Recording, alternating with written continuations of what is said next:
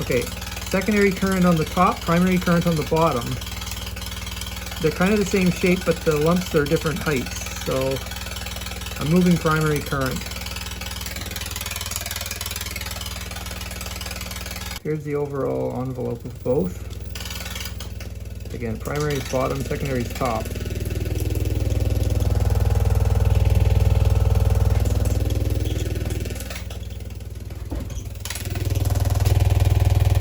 Sparks aren't bad though, but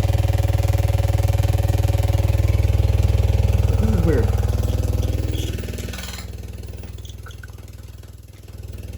Okay, I'm scrolling through from the start to the end of the burst. 1 second. All right. So now I reach the point where it starts glitching in the middle. And then at the end again it levels out. Going back. Now, what I'm scrolling through looks like this. The highlighted portion.